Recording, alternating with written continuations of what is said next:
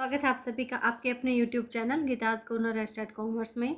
आज हम करेंगे एस्टेट पीजीटी कॉमर्स 2011 का पेपर, जो कि पहले नहीं करवाया है अलग से चैनल पे जो इकट्ठे 6 पेपर कराए थे उस वाले वीडियो में पेपर करवाया गया है। लेकिन जो कोई अलग से देखना चाहते हैं 2011 का पेपर, तो वो ये वाली वीडियो देख सकते हैं। करते हैं start. An artificial person is 91 question है। An artificial person is, artificial person कौन होता है? एक कंपनी, ठीक है। पार्टनर नहीं होगा, सोल प्रोप्राइटर नहीं होगा, fourth option none of the them भी नहीं होगा। एक कंपनी एक आर्टिफिशियल पर्सन है। सेकंड है the founder of scientific management is, scientific management के फाउंडर जो है कौन है? वो टेलर। थर्ड क्वेश्चन है RDBMS stands for, RDBMS stand for, ये फुल फॉर्म पूछी गई है relational database management system, relational database management system. 94 question है in the absence of an agreement partners are एंटाइल्ड to, किसी एग्रीमेंट की एब्सेंस में, यानी कि पार्टनरशिप डीड में, जो पार्टनरशिप डीड जो होती है, यानी कि जो एग्रीमेंट होता है पार्टनर्स के बीच में, अगर वो एब्सेंस है, अनुपस्थित है, तो क्या किया जाएगा? यहाँ पर साझेदारों को क्या मिलेगा? Interest on loans and advances, ठीक है। उन्होंने जो भी फर्म को लोन या एडवांस दे रखा है उसके ऊपर इंटरेस्ट जरूर मिलेगा, बाकी कुछ नहीं मिलेगा अगर एब्सेंस है डीड हमारी। Profit share in capital ratio, salary commission कुछ नहीं मिलेगा। और ये रिसेंटली क्वेश्चन अभी आया सितंबर 2011 12th कंपार्टमेंट का जो पेपर हुआ है CBSE का, वहाँ पे क्वेश्चन पूछा गया है बच्चों से। नेक्स्ट क्वेश्चन है द बैलेंस ऑफ द पेटी कैश बुक इज, पेटी कैश बुक का बैलेंस क्या होता है? ये एक एसेट की तरह ट्रीट किया जाता है। विच item is shown on the debit side of A trial balance, trial balance के डेबिट साइड में क्या आता है? पता होना चाहिए क्या आता है। डेबिट साइड में आते हैं सारे एक्सपेंसेस और सारी एसेट, ठीक है। एक्सपेंसेस और एसेट का बैलेंस जो है डेबिट होता है, और जितने भी इनकम है और जितनी भी लाइबिलिटीज है उन सभी का बैलेंस क्या? क्रेडिट होता है। तो यहाँ पे परचेज रिटर्न हमारा क्रेडिट बैलेंस होता है, रेंट आउट स्टैंडिंग लाइबिलिटी है, क्रेडिट बैलेंस होता है, इंटरेस्ट रिसीव्ड इन एडवांस का भी क्रेडिट बैलेंस होता है, प्रीपेड एक्सपेंसेस जो कि एक एसेट है उसका डेबिट बैलेंस होता है। नेक्स्ट क्वेश्चन है in management by objective there is determination of objectives of, जो मैनेजमेंट बाय ऑब्जेक्टिव है, उद्देश्यों द्वारा प्रबंध है, इसमें किसके उद्देश्यों का निर्धारण किया जाता है? देखिए, एंटरप्राइज का, यूनिट का, मैनेजर का या ऑल इसका आंसर आ जाएगा, क्योंकि इन सभी के उद्देश्यों का निर्धारण किया जाता है। उपक्रम का, एंटरप्राइज मतलब उपक्रम का, यूनिट मतलब इकाई का, मैनेजर प्रबंधक का, और ऑल। ठीक है। चैनल को सब्सक्राइब करना ना भूलें, साथ में लगे बेल आइकन को भी प्रेस करें ताकि हर आने वाली वीडियो की नोटिफिकेशन आपको टाइम पे मिल जाए। कोशिश रहेगी कि आपके एग्जाम तक सारे ही क्वेश्चन पेपर करवा दिए जाए। नेट का पेपर अभी चालू किया गया था 2019 का, चारों उसकी वीडियो आई हैं, आगे की वीडियो जल्दी ही आपको मिलेंगी उस पेपर की भी, और सारे एस्टेट के पेपर भी एक वीडियो में मिलेंगे। डिस्क्रिप्शन में आपको टाइम भी मिलेगा कि इतने पेपर, इतने मिनट के बाद ये वाला पेपर स्टार्ट है, ताकि आपको उन सभी में से अगर कोई पेपर नहीं देखना है, कुछ दूसरा देखना है, तो जो भी पेपर देखना है सारा डिस्क्रिप्शन में लिखा मिलेगा, इतने मिनट के बाद वो पेपर स्टार्ट है, तो आप वहाँ से वो पेपर देख सकते हैं।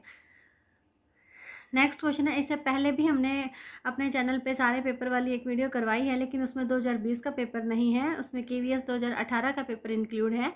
बाकी एस्टेट के सारे पेपर हैं उसके अंदर, आप चाहें तो वो वीडियो देख सकते हैं, और अभी जो वीडियो आएगी वो वीडियो भी देख सकते हैं, आप एस्टेट की तैयारी कर सकते हैं। कोशिश रहेगी कि DSSB के सारे पेपर एक वीडियो में करवाऊँ, KVS के अलग, NVS के अलग, और नेट के पेपर की अलग वीडियो आए, और एस्टेट के पेपर की भी अलग वीडियो आए। तो चलिए आगे बिना टाइम खराब किए करते हैं। Which of the following is not an output device, output device कौन सी नहीं है? माउस नहीं है आउटपुट डिवाइस, क्योंकि इनपुट डिवाइस है। बाकी मॉनिटर, प्लॉटर, प्रिंटर तीनों ही हमारे आउटपुट डिवाइस हैं। On dissolution of the firm partners capital accounts are closed through, देखिए सभी को पता है जब फर्म का डिसोल्यूशन हो रहा होता है, फर्म समापन हो रहा होता है, विघटन हो रहा होता है, तो पार्टनर्स के कैपिटल अकाउंट को कैसे क्लोज किया जाता है? कैश और बैंक अकाउंट से क्लोज किया जाता है। नेक्स्ट है विच is not the function of management, देखिए मैनेजमेंट का फंक्शन कौन सा नहीं है? फर्स्ट ऑफ ऑल हमें पता होना चाहिए कि मैनेजमेंट के फंक्शन होते कौन से हैं। सबसे फर्स्ट वाला फंक्शन हमारा क्या होता है? प्लानिंग का। दूसरा होता है हमारा ऑर्गेनाइजिंग का। थर्ड होता है स्टाफिंग का। फोर्थ है डायरेक्टिंग, और फिफ्थ है कंट्रोलिंग। ठीक है, इन पांचों नाम जो मैंने लिए, प्लानिंग, ऑर्गेनाइजिंग, स्टाफिंग, डायरेक्टिंग और कंट्रोलिंग, तो मोटिवेशन तो उसमें था ही नहीं, ना ही कोऑपरेशन था, तो फिर कोऑपरेशन पे क्यों टिक किया? देखिए जो मोटिवेशन है वो हमारे डायरेक्टिंग फंक्शन में आ जाता है। जो डायरेक्टिंग फंक्शन है उसमें हमारे 4 फंक्शन इंक्लूड होते हैं: लीडरशिप, मोटिवेशन, सुपरविजन और कम्युनिकेशन। ठीक है, कौन से 4 होते हैं डायरेक्टिंग में? लीडरशिप, मोटिवेशन, सुपरविज़न और कम्युनिकेशन। ठीक है, तो मैनेजमेंट के फंक्शन 5 है हमारे, प्लानिंग, ऑर्गेनाइजिंग, स्टाफिंग, डायरेक्टिंग और कंट्रोलिंग। और मोटिवेशन आ जाता है हमारे 4th फंक्शन में, डायरेक्टिंग फंक्शन में, जिसमें हमारे हैं लीडरशिप, मोटिवेशन, सुपरविज़न और कम्युनिकेशन। नेक्स्ट है the ascending order of data hierarchies. ये हमारा bit byte field record file database, bit byte field record file database, 2-3 बार ऐसे बोलेंगे तो याद हो जाएगा, bit byte field record file database.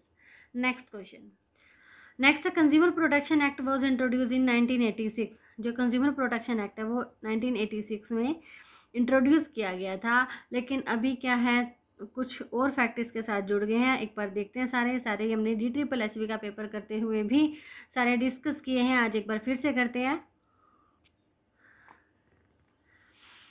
Same to same question आए DSSB 2018 PGT commerce screening paper female candidate का। When did consumer protection act came into force 1986 में। ठीक है, बाकी के जो फैक्ट है वो हमने वहाँ पे डिस्कस किए थे कि जो न्यू कंज्यूमर प्रोटेक्शन एक्ट है वो आया 2019 में, जिनकी कुछ फेरबदल कर दिया गया है 2019 में। अब अगर पूछा जाए कि new consumer protection act came into force, तो हमारा आंसर हो जाएगा 20 जुलाई 2019। ठीक है, क्योंकि उस न्यू कंज्यूमर प्रोटेक्शन एक्ट के आगे ही 2019 लिखा हुआ है, हेड ऑफिस इसका न्यू दिल्ली में। और क्या चेंज हुआ है देखिए, और जो ये लिमिटेशन थी कि डिस्ट्रिक्ट फॉर्म में कब जाते थे, जो कंज्यूमर प्रोटेक्शन एक्ट 1986 है उसमें क्या होता था, 20 लाख तक के मुकदमे जो है डिस्ट्रिक्ट फॉर्म में सुलझाए जाते थे, लेकिन अब 2019 में क्या हो जाएगा, 1 करोड़ तक के चले जाएंगे डिस्ट्रिक्ट फॉर्म में। स्टेट कमीशन में पहले था 20 लाख से 1 करोड़, अब हो जाएगा 1 करोड़ से 10 करोड़ तक। और नेशनल कमीशन में 1 करोड़ से ऊपर के सारे नेशनल कमीशन में थे 1986 के अकॉर्डिंग, लेकिन 2019 के अकॉर्डिंग 10 करोड़ से ऊपर के सारे चले जाएंगे नेशनल कमीशन में। तो ये तीनों ही लिमिट जो है याद होनी चाहिए, क्योंकि 2019 2 साल हो गए हैं, तो अब क्वेश्चन यहाँ से बन के आ सकते हैं कि डिस्ट्रिक्ट फॉरम में अब कितना का होगा, कितने तक के मुकदमे को निपटारा होगा, 1 करोड़ तक का। पहले थे 20 लाख, अब है 1 करोड़। स्टेट कमीशन में पहले थे 20 लाख से 1 करोड़, अब 1 करोड़ से 10 करोड़। और नेशनल कमीशन में पहले 1 करोड़ से ऊपर थे और अब 10 करोड़ से ऊपर। तो इस चैनल की सारी वीडियो ही इंपॉर्टेंट है, आप देख सकते हैं कैसे हैंड रिटन नोट्स के साथ सारे क्वेश्चन करवाए गए हैं। मन करे तो देख लेना वही पीछे की video. Next question, salary prepaid account is है। देखिए, अगर आता सैलरी पेड, अगर सिर्फ सैलरी पेड होता तो ये हमारा हो जाता नॉमिनल अकाउंट, क्योंकि फिर वो एक्सपेंसेस की तरह ट्रीट किया जाता। लेकिन हमें प्रीपेड सैलरी अकाउंट, तो ये आ जाएगा पर्सनल अकाउंट, और ज़्यादा ही अंदर से पूछे तो ये हो जाएगा हमारा रिप्रेजेंटेटिव पर्सनल अकाउंट, क्योंकि 3 तरह के होते हैं पर्सनल अकाउंट। ऐसे तो अकाउंट 3 तरह के 2 ही बोले जाते हैं, पर्सनल और इम्पर्सनल। पर्सनल में इम्पर्सनल के आगे 2 पार्ट हो जाते हैं, रियल अकाउंट और नॉमिनल अकाउंट। पर्सनल अकाउंट के आगे 3 पार्ट्स में डिवाइड हो जाता है, natural personal account, artificial personal account और representative personal account. Natural personal account में क्या आता है, यहाँ से क्वेश्चन आ सकता है कि कैपिटल अकाउंट क्या है, ड्रॉइंग अकाउंट क्या है, तो वो है natural personal account. Natural personal account में आते हैं हमारे डेटर्स एंड क्रेडिटर्स, और कैपिटल और ड्रॉइंग अकाउंट हमारे नेचुरल पर्सनल अकाउंट में आते हैं। जो हमारा आर्टिफिशियल पर्सनल अकाउंट है उसमें कंपनी, फर्म, बैंक, इन सब के अकाउंट आते हैं। और रिप्रेजेंटेटिव पर्सनल अकाउंट में ये हमारे outstanding expenses, prepaid expenses, accrued income और अनएर्न्ड इनकम के जो है अकाउंट आ जाते हैं हमारे रिप्रेजेंटेटिव पर्सनल अकाउंट में। नेक्स्ट है MS access is a popular database management system because of, किसके कारण डाटाबेस प्रबंध प्रक्रिया में MS एक्सेस लोकप्रिय है, क्योंकि ये सारी इसकी एडवांटेजेस हैं। इजी क्रिएशन ऑफ फॉर्म्स, इसमें फॉर्म्स आसानी से बनाए जा सकते हैं। Easy creation of data tables, data table आसानी से बनाए जा सकते हैं। रिट्राइवल ऑफ डाटा, डाटा को पुनः प्राप्त भी किया जा सकता है। तो ऑल ऑफ द अबव इस क्वेश्चन का आंसर हो जाएगा। 105 question, 105 question. Revaluation account is a, revaluation account क्या है, हमारा नॉमिनल अकाउंट है। Debit all the expenses and losses, credit all the income and gain. Revaluation कब किया जाता है, जब उनके बीच में, पार्टनर्स के बीच में प्रॉफिट शेयरिंग रेशो को चेंज करना हो, किसी पार्टनर का एडमिशन हुआ, पार्टनर ने रिटायरमेंट लिया, किसी पार्टनर की डेथ हो गई है, तो यहाँ पे क्या रिवैल्यूएशन अकाउंट बनाया जाता है, नॉमिनल अकाउंट के ऊपर बेस होता है। नेक्स्ट क्वेश्चन है, which of the following account mostly begins with an opening balance. देखिए, इसके बारे में मैंने 2016 की जो कल ही वीडियो आई थी उसमें मैंने करवाया था कि रिसिप्ट एंड पेमेंट से कैसे कैसे क्वेश्चन बन सकते हैं, सारे मैंने बताए थे उस क्वेश्चन में। वहाँ पे क्वेश्चन था कि नोट फॉर प्रॉफिट ऑर्गेनाइजेशन जो है वो क्या नहीं बनाती है, तो वहाँ पे था प्रॉफिट एंड लॉस नहीं बनाती है, बाकी सारी चीज़ें बनाती है। इसमें ये ऑप्शन थे सारे, इनकम एक्सपेंडिचर अकाउंट बनाया जाता है, रिसिप्ट एंड पेमेंट अकाउंट बनाया जाता है और बैलेंस शीट भी बनाई जाती है। अब यहाँ पे क्या क्वेश्चन है कि कौन सा ऐसा अकाउंट है जो ओपनिंग बैलेंस से स्टार्ट होता है। रिसिप्ट एंड पेमेंट अकाउंट से, और ये वाली बात भी मैंने बताई थी कि क्वेश्चन ऐसे भी आ सकता है कि रिसिप्ट एंड पेमेंट अकाउंट की स्टार्टिंग जो कैसे होती है, वो कैश और बैंक के ओपनिंग बैलेंस से होती है, और एंडिंग कैसे होती है, रिसिप्ट एंड पेमेंट अकाउंट को बनाने से क्या पता लगता है, कैश और बैंक का क्लोजिंग बैलेंस पता लगता है। नेक्स्ट है competition act 2002 has replaced the, ये क्वेश्चन कई बार डिस्कस किया गया है। MRTP एक्ट 1969 की जगह आया है कंपटीशन एक्ट 2002। MRTP एक्ट की फुल फॉर्म कई बार पूछी जाती है, monopolies and restrictive trade practices act 1969, लेकिन ये कम इनटू फोर्स यानी कि लागू कब किया गया, 1 जून 1970। दोनों ही डेट जो है इंपॉर्टेंट है। 1969 में एक्ट आया है लेकिन उसको लागू किया गया है 1 जून 1970 को। नेक्स्ट क्वेश्चन है minimum number of members to form a private companies. बहुत ही आसान क्वेश्चन है, सभी को पता होगा कि 2 होते हैं मिनिमम नंबर ऑफ मेंबर्स। एक प्राइवेट कंपनी को बनाने के लिए सदस्यों की न्यूनतम संख्या कम से कम कितनी होनी चाहिए, 2 होनी चाहिए। थोड़े इससे रिलेटेड फैक्ट हम देख लेते हैं। देखिए मिनिमम और मैक्सिमम, प्राइवेट कंपनी में मिनिमम होते हैं 2 और मैक्सिमम होते हैं 200 अकॉर्डिंग टू कंपनीज एक्ट 2013 के अकॉर्डिंग। मैक्सिमम कितने होते हैं, 200। और पब्लिक कंपनी में मिनिमम होते हैं 7 और मैक्सिमम के ऊपर कोई लिमिट नहीं है। पार्टनरशिप में कम से कम 2 होते हैं और ये 50 मैक्सिमम होते हैं। ये कई बार क्वेश्चन पेपर में आ जाता है कि मैक्सिमम कितने होते हैं, 50 होते हैं। ठीक है, जो सेंट्रल गवर्नमेंट है वो इसको 100 तक कर सकती है, लेकिन जब क्वेश्चन का आंसर हमें टिक करना है तो हम 50 पे ही टिक करेंगे। जो कोऑपरेटिव सोसाइटीज़ हैं वो 2016 के पेपर में भी डिस्कस किया था कि मिनिमम मेंबर्स होते हैं वहाँ पे 10 और ज़्यादा के ऊपर कोई लिमिट नहीं है। लेकिन जो हमारी 6 कोऑपरेटिव सोसाइटीज़ हैं उसमें से जो एक सोसाइटी है कोऑपरेटिव क्रेडिट सोसाइटी, वहाँ पे 100 होते हैं। बाकी 5 तरह की जो बच गई कोऑपरेटिव सोसाइटी उनके ऊपर कोई भी लिमिट नहीं होती है। नेक्स्ट क्वेश्चन है 109 question, which of the following feature does not related to planning. Planning से रिलेट क्या नहीं करता है। देखिए डेलीगेशन प्लानिंग में नहीं आता है। प्लानिंग क्या होती है, प्लानिंग कंटिन्यूस चलती रहती है, प्लानिंग चलती रहती है लगातार। फ्यूचरिस्टिक होती है, प्लानिंग हमेशा फ्यूचर के काम के लिए की जाती है। और परवेसी यानी कि सर्वव्यापकता होती है, ये हर जगह होती है। ये नहीं है कि सिर्फ एक कंपनी में प्लानिंग की जाएगी, बैंक में नहीं की जाएगी, या घर में नहीं की जाएगी, या क्रिकेट के ग्राउंड पे नहीं की जाएगी, या स्कूल में नहीं की जाएगी। प्लानिंग हर जगह की जाती है, सर्वव्यापकता होती है जिसके अंदर। नेक्स्ट क्वेश्चन है bill discounted with a bank but not matured is. ये क्या होता है, सभी को पता है कंटीजेंटल लायबिलिटी होती है हमारी। बैंक द्वारा भुनाए गए बिल लेकिन परिपक्व नहीं हुए, हमारी कंटीजेंट लायबिलिटी है। नेक्स्ट है income tax paid by the sole proprietor from business bank account, this is debited to. देखिए ये क्या हो जाएगा, ये कैपिटल अकाउंट के डेबिट में चला जाएगा, इनकम टैक्स का ड्रॉइंग, और ये कैपिटल अकाउंट के डेबिट में आ जाएगी। Next question as it is आया था 2016 में, on the admission of a new partner increase in the value of asset is debited to. देखिए एडमिशन हो रहा है एक न्यू पार्टनर का, अगर एसेट की वैल्यू इंक्रीज हो जाती है तो वो रिवैल्यूएशन अकाउंट में चली जाएगी, और यहाँ पे एंट्री क्या हो जाएगी, asset account debit to revaluation account. Revaluation account nominal account के ऊपर बेस होता है, debit all the expenses and losses, credit all the income and gain. अब एसेट की वैल्यू इंक्रीज हो रही है तो ये हमारी इनकम हो रही है, तो इसको क्रेडिट में लिखेंगे, यानी कि एंट्री हो जाएगी asset account debit to revaluation account. और पूछा गया कि डेबिट क्या होगा, तो एसेट अकाउंट हमारा डेबिट होगा। नेक्स्ट है which of the following is a limitation of a computer. Computer की लिमिटेशन हमें निकालनी है। कंप्यूटर की लिमिटेशन क्या होती है कि वो एक डिसीजन मेकिंग नहीं कर सकता। स्पीड अच्छी होती है, एक्यूरेसी बहुत बढ़िया होती है। None of the above, fourth option तो रहा ही नहीं, 3 ऑप्शन है। डिसीजन मेकिंग इसकी लिमिटेशन होती है। How many reserve industries are there for the public sector. Public sector के लिए कितने उद्योगों को आरक्षित कर दिया गया है। ये 1991 में 8 थे और उसके बाद ये 3 कर दिए गए हैं। 3 ही हमारी इंडस्ट्री हैं जो पब्लिक सेक्टर के लिए रिजर्व रखी गई हैं। Right of transfer of share is restricted इन। देखिए शेयर का जो ट्रांसफ़र है, ठीक है, शेयर ट्रांसफ़र करने का जो राइट है वो रिस्ट्रिक्टेड किया गया है कौन सी कंपनी में। पब्लिक कंपनी में होता है, सभी को पता है। कोऑपरेटिव सोसाइटी में भी होता है और पार्टनरशिप में भी होता है, लेकिन दूसरों की कंसेंट से। प्राइवेट कंपनी में शेयर के ट्रांसफ़र का जो राइट है वो नहीं मिलता है, इसके ऊपर प्रतिबंध होता है। नेक्स्ट क्वेश्चन है इंडियन रुपी क्या है। हुंडी है, प्रोमिसरी नोट है, बिल ऑफ एक्सचेंज है, नन ऑफ द। अरे इंडियन रुपी क्या है, इंडियन रुपी हमारी ऑफिशियल करेंसी है। ना हुंडी है, ना प्रोमिसरी नोट है, ना बिल ऑफ एक्सचेंज है। नेक्स्ट है मीनिंग ऑफ बिजनेसेस। बिजनेस का मीनिंग क्या होता है, बिजनेस का meaning sale and purchase of goods, marketing में आ गया। कॉमर्स, सिर्फ कॉमर्स छोड़ दिया। ट्रेड एंड कॉमर्स है, इंडस्ट्री एंड कॉमर्स, या जगह इंडस्ट्री एंड कॉमर्स। ठीक है। इंडस्ट्री एंड कॉमर्स याद रखना अच्छे से, आता है क्वेश्चन पेपर में, रिपीट होता है कई बार कि बिजनेस का मीनिंग क्या है। जो KVS के NVS की तैयारी कर रहे हैं तो उन्हें तो इस तरह के क्वेश्चन पे बिल्कुल फोकस करना चाहिए। इंडस्ट्री एंड कॉमर्स हमारे बिजनेस के अंदर आता है। ये क्वेश्चन भी हमने DSSB में किया है। The consumer products which can normally be used for longer period are called. देखिए कंज्यूमर प्रोडक्ट हैं और जो लंबे टाइम तक के लिए यूज़ होते हैं वो कौन से हैं, वो होते हैं हमारे ड्यूरेबल गुड्स। ड्यूरेबल हिंदी में क्या है, टिकाऊ वस्तुएं। A minor can be a partner in firm. Next question है, a minor can be a partner in firm. क्या एक माइनर फर्म में साझेदार हो सकता है? सीधा सीधा जवाब तो नहीं होता है, लेकिन ऑप्शन क्या होता है, by the consent of partner, दूसरे साझेदारों की सहमति से उसे केवल लाभों में साझेदार बनाया जा सकता है। नेक्स्ट है, in the modern age management is, management क्या है आज के टाइम में, कंपलसरी है, बिना मैनेजमेंट के काम ही नहीं होता कुछ भी, ठीक है।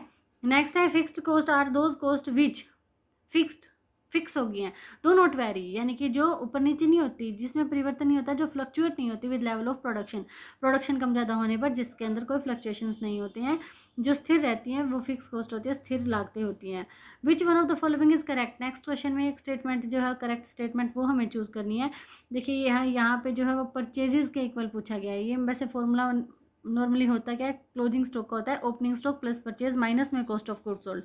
अब यहाँ परचेजेस को साइड में रख रखा है, ठीक है। परचेजेस अगर इस साइड रहेगा तो ओपनिंग स्टॉक और कॉस्ट ऑफ गुड्स सोल्ड की साइड जब हम चेंज करेंगे तो हमारा जिस भी ऑप्शन में क्लोजिंग स्टॉक प्लस में हो, ओपनिंग स्टॉक माइनस में और cost of goods sold plus में, वो हमारा आंसर हो जाएगा। तो third question, cost of goods sold उस साइड लेके जाएंगे, माइनस है प्लस हो जाएगा, ठीक है। प्लस में क्लोजिंग स्टॉक है और ओपनिंग स्टॉक भी जाके माइनस हो जाएगा, तो ये परचेजेस हमारा बचेगा। तो ये फॉर्मूला याद रख लीजिए आगे पीछे करके। अगर इन चारों चीज़ों में से 3 चीज़ें गिवन है, एक चीज़ पूछ रखी है, तो आराम से इस फॉर्मूले से हम निकाल सकते हैं। प्रैक्टिकल क्वेश्चन भी आ सकता है, यहाँ सिर्फ फॉर्मूला पूछा गया। प्रैक्टिकल क्वेश्चन के लिए भी आइटम्स देके पूछ सकते हैं कि बताइए, जैसे बाकी सारी चीज़ें ही दे दी, परचेजेस नहीं दी, ओपनिंग स्टॉक दे दिया, क्लोजिंग स्टॉक दे दिया, कॉस्ट ऑफ गुड्स सोल्ड दे दिया है, परचेजेस नहीं दिया है, तो अगर फॉर्मूला पता है तो हम आराम से निकाल सकते हैं। तो फॉर्मूला क्या है, क्लोजिंग स्टॉक का फॉर्मूला है opening stock plus purchases minus में कॉस्ट ऑफ गुड्स सोल्ड। यहाँ से इन चारों में से कोई भी चीज़ें, 3 चीज़ें अगर क्वेश्चन के अंदर गिवन है, 3 आइटम्स अगर गिवन है, तो 4th आइटम हम आराम से फॉर्मूले में पुट करके निकाल सकते हैं। नेक्स्ट क्वेश्चन, इस चैनल की सारी वीडियोस की प्लेलिस्ट, हर पेपर की प्लेलिस्ट जो है डिस्क्रिप्शन में डाली गई हैं, आप वहाँ से देख सकते हैं सारी ही वीडियोस।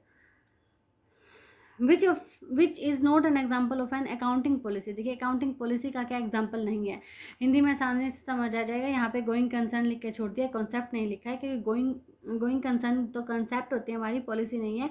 पॉलिसी क्या है, फिक्स्ड एसेट को वैल्यूएशन करने की अकाउंटिंग पॉलिसी होती है, वैल्यूएशन ऑफ इन्वेंटरीज की अकाउंटिंग पॉलिसी होती है, ट्रीटमेंट ऑफ टेम्पररी प्रॉफिट की अकाउंटिंग पॉलिसी होती है। लेकिन गोइंग कंसर्न क्या होती है, ये कॉन्सेप्ट है, हिंदी में पूरा लिखा गया है, निरंतरता की अवधारणा।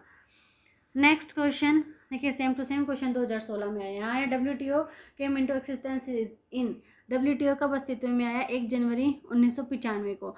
वहाँ पे क्या क्वेश्चन पूछा गया था 2016 में कि गैट को WTO में कब कन्वर्ट किया गया, 1 जनवरी 1995 को। और अगर क्वेश्चन आ जाए कि गैट को कब एस्टेब्लिश किया गया, तो वहाँ पे था 1 जनवरी 1948 को, ठीक है। और WTO के बारे में हमने सारी जो भी इम्पोर्टेंट फैक्ट थे वो हमने कल ही देखे हैं, तो आप 2016 की वीडियो भी देखें, सारे ही पेपर की वीडियो देखें। और मैं खुद अपने पर्सनल एक्सपीरियंस से बोलती हूँ, मैं कोई भी एक वीडियो एक बार देख के नहीं छोड़ती, कम से कम 2 बार देखो तो वो कई दिन तक माइंड में सेट रहती है। बाकी आगे आपकी मर्जी है। Joint life policy, joint life insurance policy amount received by A firm is distributed in. देखिए जॉइंट लाइफ इंश्योरेंस पॉलिसी की जो अमाउंट है वो फर्म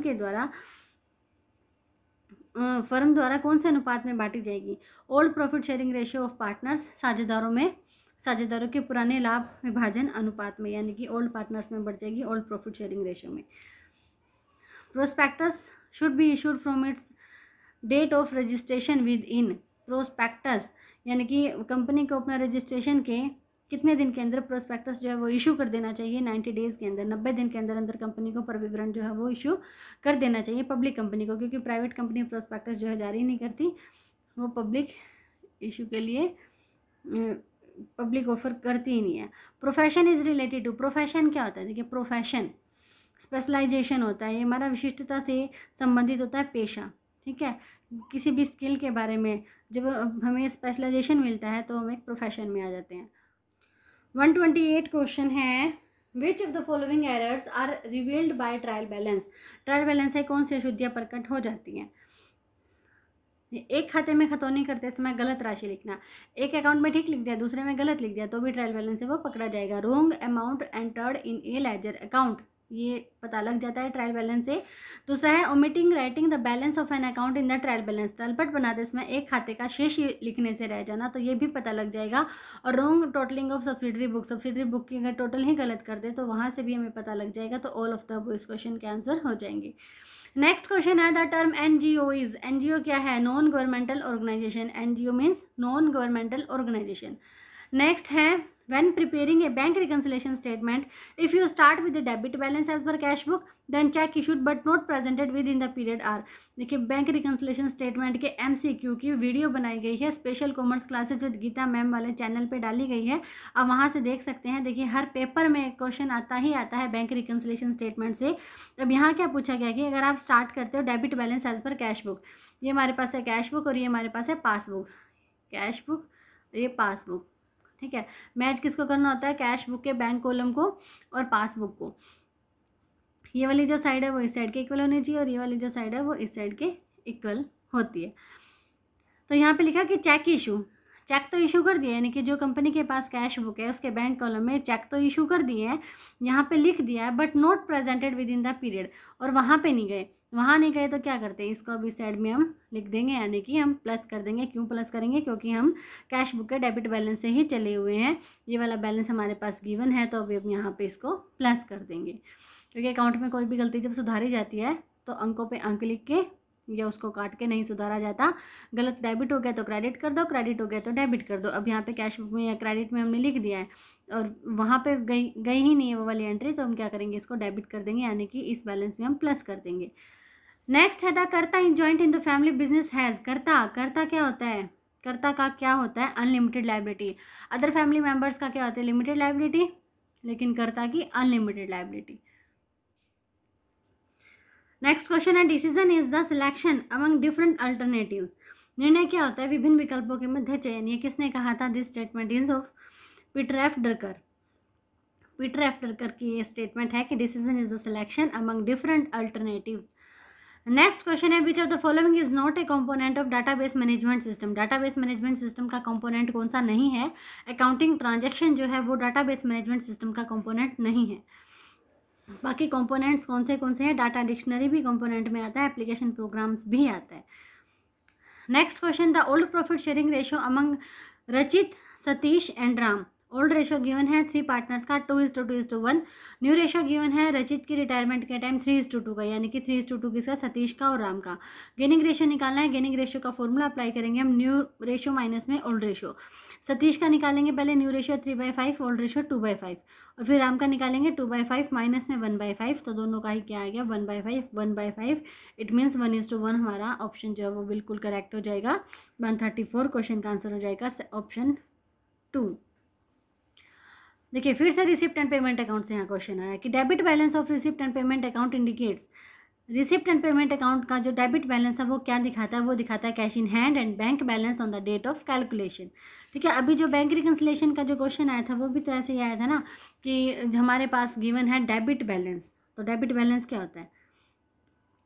कैश बुक का receipt and payment cash book की तरह ही तो होती है, डेबिट बैलेंस से वो स्टार्ट था। तो debit balance receipt and payment account का क्या दिखाता है? Cash in hand and bank balance on the date of calculation.